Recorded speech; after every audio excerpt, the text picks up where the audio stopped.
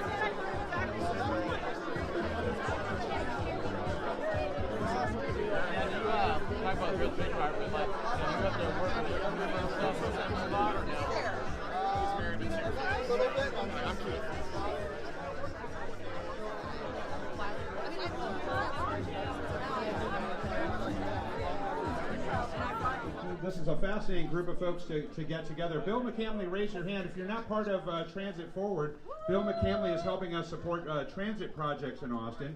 Just next to him, Mateo Barnstone with the Congress for New Urbanism. He's working so hard to make more neighborhoods like Mueller and reflective of other neighborhoods around the rest of the community.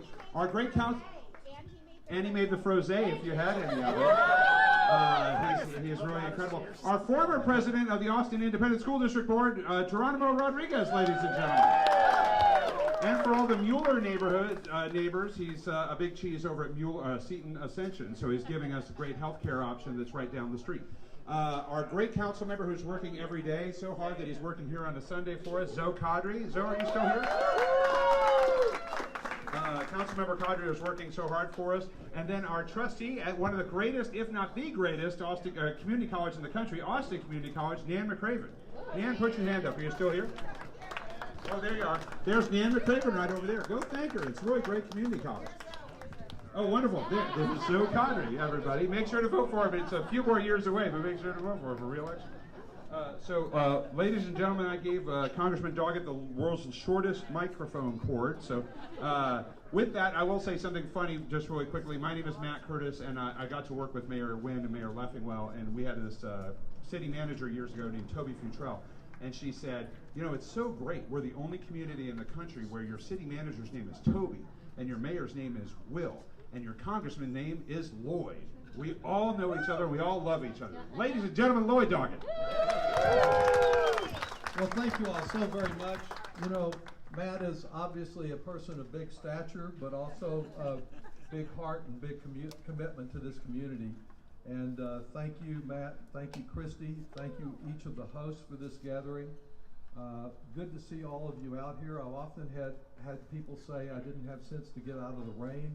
I'm glad to see many of my supporters are in the same category, but it looks like it's going to all work out. As you know, I've been redistricted literally from here to Mexico, once having represented all of this neighborhood, but when it was mostly not built. And I'm very pleased to be back. This is, as Matt suggested, very much what the future of our city and our cities across America need to look like if we want to provide opportunities for people who are middle class to live in Austin instead of it just being a place for the elite. I think this town, the only city I've ever called home, though I've been sent out any and everywhere else, is so important to me and its character. Now that we face so many challenges in Washington, I'm focusing much more on working with Zoe, with Nan, with our school trustees, and all the great local, we still do have some airport here, all of the many local groups here that make this the wonderful community it is. I've been fortunate through all of these struggles to have a great partner in my wife Libby, who's here. And many of you know her from her continuing work, especially for early education and child care and issues concerning youth generally. She served as a member of President Obama's administration focusing on early childhood. And also want to recognize, though there are a number of them here, members of my local team. Jocelyn Tao is right here in front of me with the camera. And let's see, Ember and James and Brian, I know are here.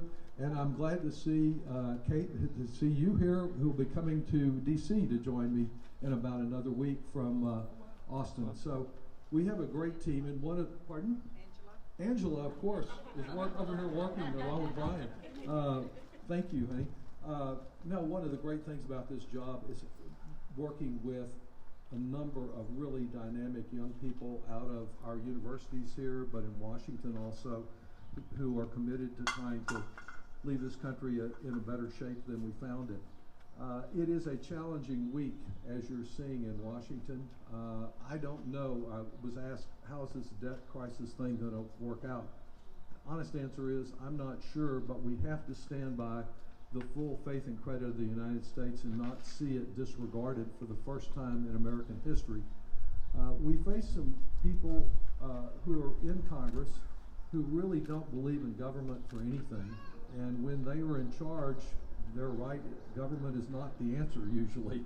But in this case, after several months of them passing resolutions, bills that I don't think they ever thought had any chance of ever becoming law, but did throw a little red meat out to their most extreme elements, we're at this breaking point over the future of the United States credit, full faith and credit in the world. There's no doubt that there has to be some negotiation, in my opinion, about the size of our budget going forward. But you know, balancing the budget is about balancing, just like with your own budget, the revenue and the spending. The Republicans only want to look at the spending side, and while it's appropriate to look at it, the measure that they passed, which we refer to charitably as the Default on America bill, would repeal all the climate law that we passed last year to provide incentives for people to go electric and to do all the things that we need to face the climate crisis that we see here in Austin as summer becomes a period from late April to early November, and we see the impact in terms of disease, in terms of crops, in terms of so many other areas right here, not to mention what is happening around the rest of the world. They also want to repeal the provisions that we put in to stop tax cheating by the ultra wealthy in our country, a huge tax gap, with an agreement that none of the auditing that would be done on people, the added force of less than $400,000 a year. And yet they repeal all of that. Their very first bill, they want to do it again in this default.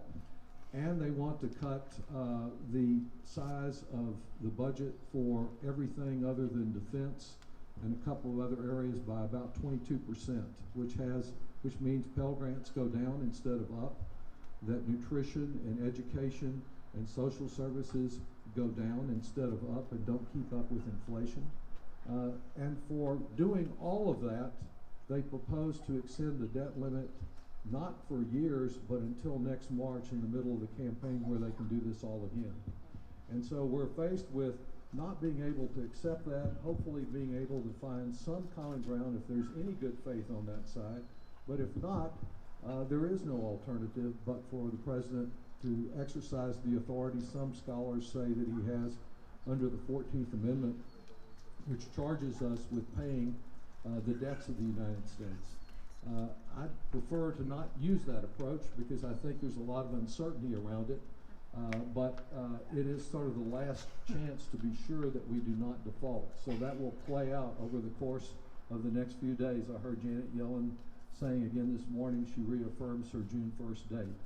So that's kind of the big issue at the national level. There's not a chance with Republican control in the House to make any real headway on climate. It seems to be a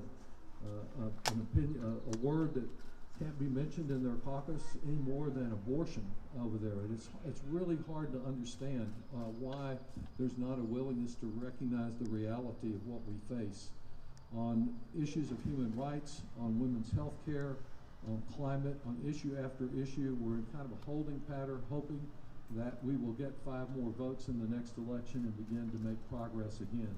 So to use that time as constructively as I can, that's why I'm working so much more with our local officials to see where we can pair up and identify problems, seek executive action, try to bring a little money home to Austin to help in some of these areas, reinforce them, and make a difference and lay the groundwork for future action.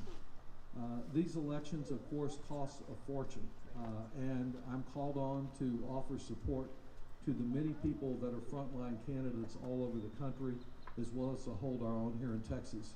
In Texas, I think we have 1 out of 38 seats that we have a chance of flipping for a young woman I supported last year who represents an area I once covered going down to Mexico from there, but instead of coming to Highland Mall as it did when I represented it, it only goes to Seguin. And that is a little bit of a challenge, but I think she can do it, and I'll be working to help her and others. So thanks to each of you for coming out to help. I'm delighted to represent this neighborhood. We shop up the street at the HEB all the time and at the many other places here and have a growing number of friends in this beautiful neighborhood. I know many of you have come from other neighborhoods as well.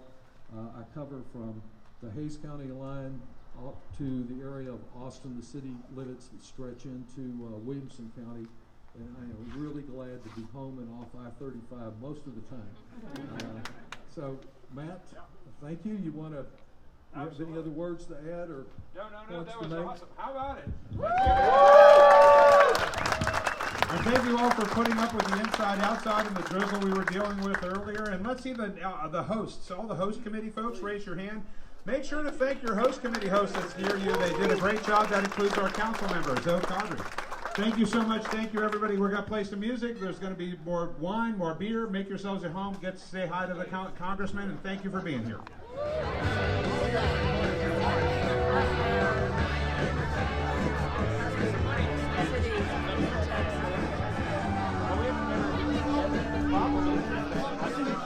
Preston, will you take a picture? We'll do a selfie too. Okay. Preston, not a selfie. Okay, ready? I'll send it to you. Okay,